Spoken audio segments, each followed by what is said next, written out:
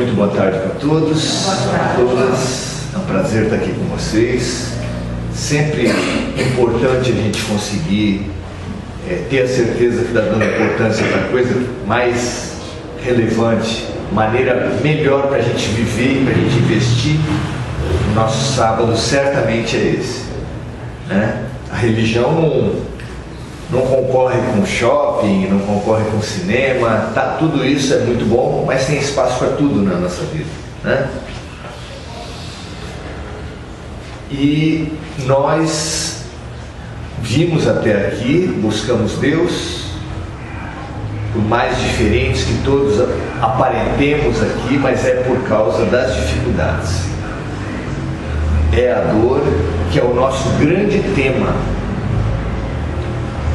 Os grandes orientadores que falaram para Allan Kardec falaram que a Terra tem como característica, toda a humanidade da Terra vive num planeta de provas e expiações. Ou seja, a gente sofre em função das coisas que aconteceram na nossa vida passada, mas também sofre como preparação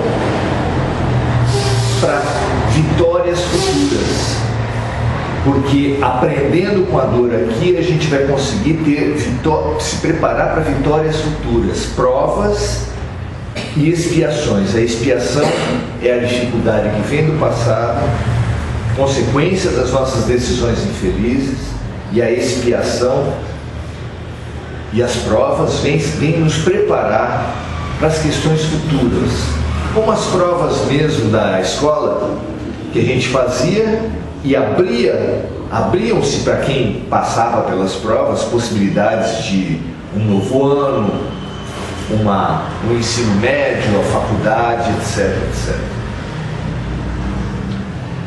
Nós, no entanto, não basta sofrer. Muita gente acha isso, que a gente sofrendo a gente vai melhorar. Não basta sofrer. Se por sofrer a humanidade melhorasse, talvez só tivesse anjo na humanidade nessa altura, porque o que nós temos sofrido, a quantidade de gente que sofre hoje na humanidade é muito grande, muita gente sofrendo. Toda a história sempre teve muita gente sofrendo. E isso, se tanta gente sofreu e tanta gente continua ainda com dificuldade de aprendizado, tanta gente continua retido no mesmo estágio, isso quer dizer que não basta sofrer. A gente precisa aprender com o sofrimento, entender o significado, compreender o que a vida está querendo dizer com isso. E tem uma história que a gente imaginou a partir de uma notícia que teve há pouco tempo, porque a notícia não fala muita coisa do ser humano, né? Mas a gente pode imaginar o que aconteceu. Aconteceu uma notícia há um tempo atrás, aqui na Baixada Santista, de uma moça, uma mulher madura, que estava já preocupada há algum tempo com o seu estado de saúde. Mas como ela não tinha nenhuma dor, como as coisas estavam mais ou menos, ela foi evitando ir ao médico. Conhece essa história? Também não tem a ver com a gente, né? Quantas vezes a gente vai deixando de lado, e ela foi deixando de lado também. Estava ganhando peso, mas até aí também não é tão diferente assim. Muita gente ganha peso, tenta emagrecer e não consegue, e foi vivendo a vida, trabalhando, tentando dar conta das tarefas. Mas um mal-estar, umas coisas estranhas, um inchaço no corpo todo, ela já começou a pensar que pudesse ter que passar por cirurgia, e as coisas estavam graves, até que chegou um ponto que começaram a surgir dores que ela não tinha, e aquelas dores aumentaram, até que ela teve que ir, foi levada a um hospital, e lá a dor dela foi dada à luz. Ela estava grávida e a dor dela acabou, né? Teve uma dor mais intensa e acabou. Não sei se vocês lembram isso, mas uma senhora loira, inclusive, estava passando pela cidade e acabou tendo essa situação. Foi noticiado. E a gente que vê uma notícia dessa, a gente que assistiu uma notícia dessa, fala: como é que é possível uma mulher não conhecer o próprio corpo a ponto de estar grávida, ver os sintomas aparecerem e não se dar conta? E sofrer durante 9 meses da vida dela, ela sofreu imaginando: meu Deus, o que está acontecendo comigo? Essa barriga crescendo, eu ganhando peso, não consigo emagrecer de jeito nenhum. Será que eu estou com câncer no estômago porque está crescendo desse jeito? O que será que aconteceu? Não é interessante a gente imaginar o que rolava na cabeça dessa mulher? Caramba! E isso talvez ajude a gente a pensar sobre a nossa dor. Não quero dizer que ninguém esteja grávida aqui. Especialmente nós homens, acho que não. A barriga cresce de vez em quando, mas não é por isso, não. Mas essa comparação serve para a gente pensar a respeito das nossas dores. Porque nós também nos apavoramos com as nossas dores. Fala a verdade. A gente também se surpreende, a gente também não se conhece e se surpreende com as nossas dores. E a gente não se conhece praticamente nada. A gente quer brigar, fica imaginando que as dores podem piorar, podem ser coisas terríveis, podem nos levar a situações insolúveis e não conseguimos enfrentar as nossas dores. Só que a dor do parto, ela também, a dor de ter filhos, é uma dor que é considerada por muita gente a pior dor da vida. Já ouviram essa frase? Que a dor do parto seria a pior dor da vida. É lógico que varia muito, cada parto é um parto. Tem pessoas que contam que tiveram filho e quando viu já tinha saído sem maiores problemas. Mas é muito comum a gente se referir à dor do parto como a pior dor da vida. E esse estudo, essa reflexão é interessante para a gente. Porque como é que uma pessoa pode ter a pior dor e mesmo depois de ter passado por isso, ainda planejar ter essa dor de novo? Como é que pode ser isso? Se eu falar para vocês, uma pessoa passou pela pior dor do mundo e planejou que a coisa que ela mais queria é passar de novo pela dor, o que você acha disso? É insano. Ninguém planeja dor, ninguém anseia por ter dor. Por que é que uma mulher, mesmo tendo passado por dores muito grandes, pode desejar, planejar, ter como grande anseio passar novamente pela dor? Por que isso? Porque ela sabe que essa dor não é à toa, que depois dessa dor, essa dor tem uma grande finalidade, tem uma grande alegria embutida nessa dor, uma alegria que ela vai viver o resto da vida. Preocupações, dificuldades, mas também uma alegria muito grande de ter uma criança. Sabe o que isso ensina para a gente? Quando nós sabemos, quando nós temos certeza que uma dor tem uma finalidade clara, a gente não só aceita, mas até gosta, até planeja passar pela dificuldade. Quer ver outro exemplo? Tem gente que lembra de um concurso público que fez, e que para conseguir passar naquele concurso público, como estava trabalhando, tinha que dormir menos, estudar um monte, se debruçar sobre livros, perder horas, se alimentar mal. Tudo isso é bom? Tudo isso que eu estou falando é uma coisa gostosa de passar? Claro que não. Mas ele pode se lembrar com orgulho disso. Por quê? Porque foi a partir dali que ele conseguiu conquistar o emprego público que ele tanto queria. Não é normal que alguém sinta isso? De novo, a dor, ela se torna muito mais assimilável, muito mais tranquila, muito mais até desejável, se você sabe qual é a finalidade, se você tem certeza que aquele mal vem para bem. E isso pode nos ajudar a todos aqui. Esse pensamento pode nos ajudar a todos, tanto o pensamento da gravidez, quanto do concurso, quanto outras dificuldades que a gente passa, mas que a gente tem certeza que tem uma finalidade. Sabe por quê?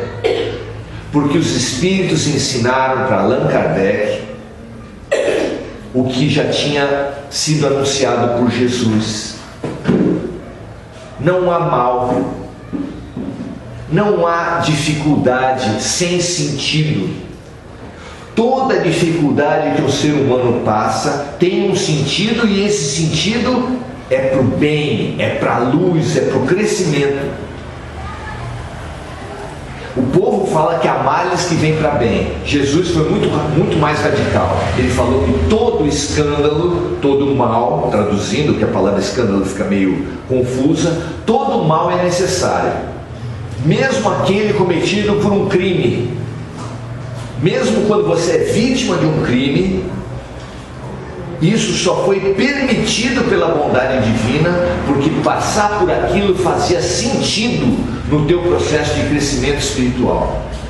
Ai, Maurício, como é que pode ser que uma mulher que seja abusada sexualmente, uma criança que seja abusada em tenra idade, que aquilo possa ser para o bem? Como é que pode ser isso?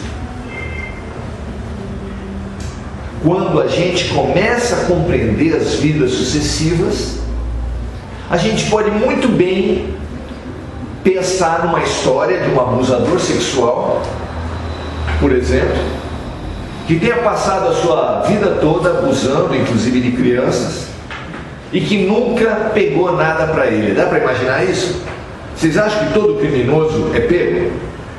Você acha que a maioria das pessoas que fazem coisa errada são pegas pela justiça, pela polícia? Não, é claro que não. Então é fácil da gente conceber que uma pessoa pode ter passado a vida toda sendo um abusador. A gente aprendeu com aquele médico Abdul Nassif lá, que às vezes os abusadores são ricos, famosos, muito conceituados. Imagina, se o cara é rico, famoso, muito conceituado, se ele vai ser denunciado. Ninguém ia acreditar na condenação desse médico, e só passaram a considerar isso porque começou a surgir gente de tudo quanto é lado, mulher de tudo quanto é lado, falando: olha, esse cara, esse candidato dos Estados Unidos, vocês estão acompanhando? Ele nunca seria denunciado se não fosse a campanha eleitoral. Não é interessante isso? Então, imagine um abusador que passou a vida toda cometendo suas violências sem nunca ser pego. Morreu e não pegou nada para ele. É justo isso? Por que Deus permitiu que isso acontecesse? Porque ao longo da vida dele, certamente foram dadas inúmeras chances, foram emitidos vários sinais da vida, do tipo assim: acorda, para com isso, pensa no que você tem feito, se regenera, aprende. E ele ignorou os sinais da vida. Se ele ignorou sistematicamente todos os sinais da vida, pode ser, e eu não estou falando que é sempre assim, mas pode ser que esse homem, ao reencarnar, reencarne já como criança, seja abusado sexualmente. Por quê? É vingança de Deus? Não. É porque, segundo Jesus, nós aprendemos quando a gente se coloca no lugar do outro. Jesus orienta a gente: faça para os outros aquilo que você gostaria que o outro lhe fizesse. Para isso você precisa ter a capacidade de se colocar no lugar do outro. E a gente deve fazer isso por como? Pela solidariedade, pela fraternidade, pela compaixão. Então você se coloca no lugar do outro e ajuda outra pessoa, ajuda teu filho, ama teu marido, ama tua esposa, sempre aprendendo a se colocar no lugar do outro. Mas nem todo mundo, infelizmente, se dispõe a fazer esse exercício de se colocar no lugar do outro por bem. E aí, quando a gente não faz isso pelo amor, a vida obriga a gente a fazer esse mesmo movimento de se colocar no lugar do outro pela dor. E o abusador, que achava que só ele era o importante, que todo mundo deveria ser subjugado à sua vontade, porque ele era o mais forte, ele era o mais poderoso, a vida desloca ele da posição de abusador para ser a posição do abusado, para ver se ele consegue ser chacoalhado e perceber que não é certo, que não é justo uma pessoa impor a sua vontade com violência sobre os outros. Dá para a gente entender isso? O que é aparente injustiça para a gente, insuportável injustiça, o que é, na verdade? Deus ensinando. Só que nós somos tão estreitos no nosso entendimento que não conseguimos perceber isso nas injustiças da vida. Tem pobre que sofre por ser pobre? Tem rico que oprime os pobres? Será que você não consegue imaginar que um rico que usou mal a sua riqueza não possa nascer na outra encarnação uma pessoa que sofre a pobreza? Será que não é justo você compreender isso? Será que não está na reencarnação a chave para a gente entender a ação de Deus perante as nossas dores? E compreendendo, olha só o desafio que está sendo colocado aqui.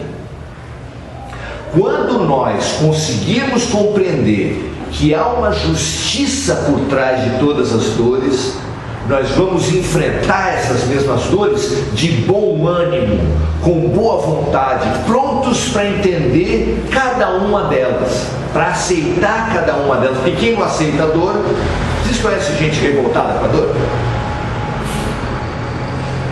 Tem muita gente que se revolta com a dor, fica com pena de si mesmo, fica brigando com a vida. Tudo bem, você assiste a última notícia de corrupção, você fica com raiva, não fica? Mas se você for tomado por essa raiva, por todo mundo que erra na tua vida, você não vai aprender o que tem por trás disso. Pega esse exemplo mesmo da corrupção. Essa pessoa que fica, você deve conhecer várias pessoas que são absolutamente indignadas com a corrupção, falam mal de tudo quanto é político, xingam, brigam com a vida.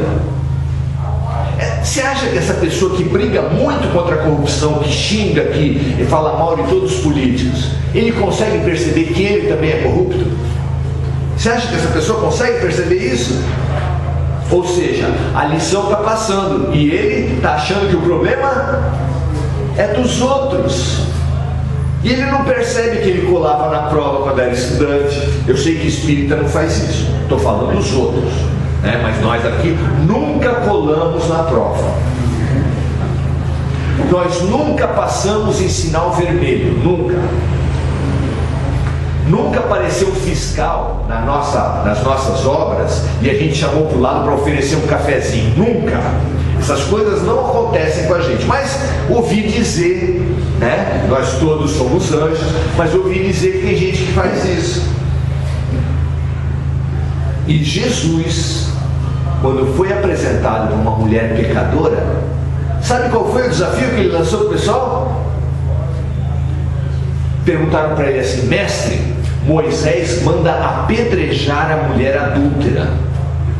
O senhor tem falado aí em perdão, em amor. O senhor acha que a gente deve apedrejar a mulher adúltera? Cara, ele não tinha saída. Se fosse eu, ia falar: me pegaram. Agora não tem jeito. Porque ou Jesus falava contra o perdão, contra o amor, contra tudo que ele tinha pregado, ou então ele falava contra Moisés. Se ele falasse contra Moisés, estava morto. Daí ele falou: bom, tudo bem, então atire a pedra. Atire a primeira pedra quem tiver sem pecado. Como é que é? Não, vocês todos aí que estão com a pedra na mão, pode atirar, não tem importância, mas só atire aquele que tiver sem pecado nenhum. Contam os evangelhos que as pessoas ficaram olhando para ele e começaram a soltar pedra, soltar pedra, soltar pedra, e foi saindo um por um. Já imaginou essa cena? Um monte de gente raivosa, achando que a mulher adúltera era um pecado absurdo. Entre parênteses, ninguém perguntando como é que uma mulher pode adulterar sozinha, né? Interessante isso, só a pecadora que era chamada para apedrejar, e o cara que adulterou com ela não aparece. Bom, deixa para lá, fecha o parênteses. Então todo mundo pronto para massacrar uma mulher, e ele fala, olha no olho com aquela autoridade que só Jesus Cristo poderia ter, olha no olho de todo mundo e fala, tudo bem, aquele que estiver sem pecado, atire a primeira pedra. E baixou e continuou escrevendo no chão.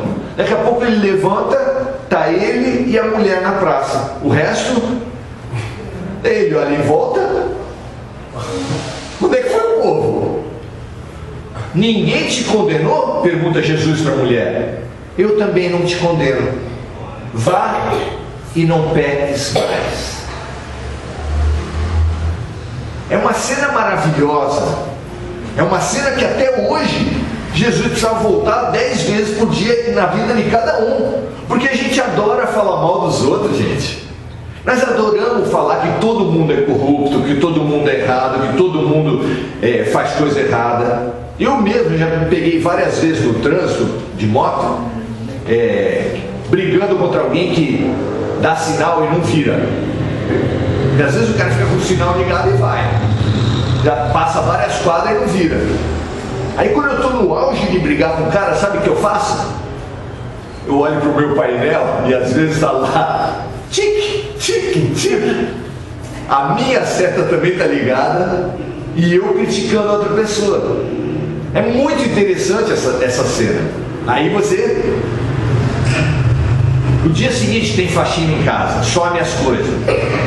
Aí eu começo a falar, pô, essa faxineira, daqui a pouco eu vou ver, está exatamente onde eu deixei, só que fora do lugar.